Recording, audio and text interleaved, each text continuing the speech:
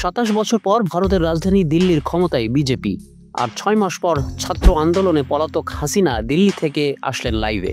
বঙ্গোপসাগরের মতো আবারও উত্তাল হলো বাংলাদেশ। জনগণের ক্ষোভ আছড়ে পড়ল ধানমন্ডি 32-এ। হলো ভাঙচুর, দেয়া হলো আগুন।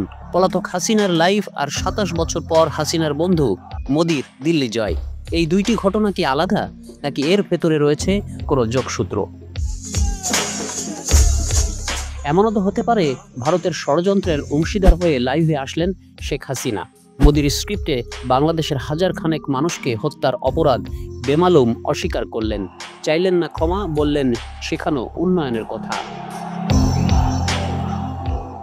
কারণ হাসিনা বা মোদি বাংলাদেশকে চেনেন, জানেন এদেশের সাধারণ মানুষের আবেগের কথা। বুঝতে পারেন হাসিনার এ ভাষণ শুনে ফুঁসে উঠবে জনতা, আর এই খেপানো মানুষের স্লোগান হবে দিল্লি না ঢাকা, ঢাকা ঢাকা। খুনি হাসিনাকে ভারতে আশ্রয় দেওয়ার অপরাধে উঠবে ভারত বিরোধী আওয়াজ, উঠবে নারায়ে তাকবীর স্লোগান, যেটা শুনে ভারতের মানুষ কেঁপে উঠবে। আর এটাই চাই উগ্র হিন্দুদের দল বিজেপি। এসব দেখেই কি প্রচার করতে চায় অনিরাপত্তায় আছে বাংলাদেশের হিন্দুরা, আর এই প্রচারণায় ভরবে দিল্লির ভোটের বাক্স। তাই 5 ফেব্রুয়ারি হবে মোক্ষম দিন, কারণ ওই দিন দিল্লিতে ভোট। যে দিল্লিতে মুসলিম ভোটাররা মোদিকে ঠেকিয়ে রেখেছে 27 বছর, ঠিক ওই দিনই হবে দিল্লি থেকে হাসিনার লাইভ। হাসিনার লাইভের পর থেকে জ্বলছে বাংলাদেশ আর দিল্লির মুসলমানদের হৃদয়, আর হাসছে হাসিনা আর মোদি। কারণ 27 বছর পর এই প্রথম দিল্লির স্বাদ পেতে যাচ্ছে মোদি।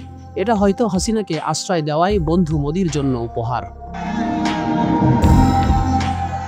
দিল্লি 5ই আগস্ট বাংলাদেশের ক্ষমতা পরিবর্তন মানতে চায় না।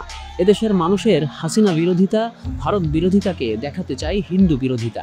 ভুল তথ্য, মিথ্যে তথ্য ছড়িয়ে দিয়ে সারা বিশ্বের কাছে বাংলাদেশকে দেখাতে চায় এটা জঙ্গি, মৌলবাদী রাষ্ট্র। বাংলাদেশের প্রধান উপদেষ্টার প্রেস সচিবের বক্তব্যেও এটা স্পষ্ট। ভারত এখন বাংলাদেশের অন্তর্বর্তী সরকারের প্রধান উপদেষ্টাকে জঙ্গি প্রমাণ করতে শুধু প্রচারণা না, হাজার হাজার কোটি টাকা খরচ করছে। সাধারণ মানুষের জীবন নষ্টগত, সাধারণ মানুষের সাথে নেই। তাই বাংলাদেশে যখন আগুন হয়, অরাজকতা হয়, এটাকে মিথ্যা তথ্য, অতিরঞ্জিত তথ্য দিয়ে মোদি মিডিয়া প্রচার করে।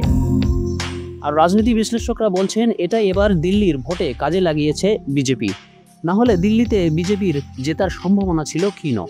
এবারের দিল্লির নির্বাচনে 1,500 মাইল দূরের বাংলাদেশের রাজনীতি যে প্রভাব রাখবে তার আগাম ঘোষণা দিয়েছিলেন সাবেক মুখ্যমন্ত্রী কেজরি আগরওয়াল। নির্বাচনের দিন কতক আগে নির্বাচন কমিশনে বলে এসেছিলেন রাতের ভোটের চেষ্টা করছে বিজেপি।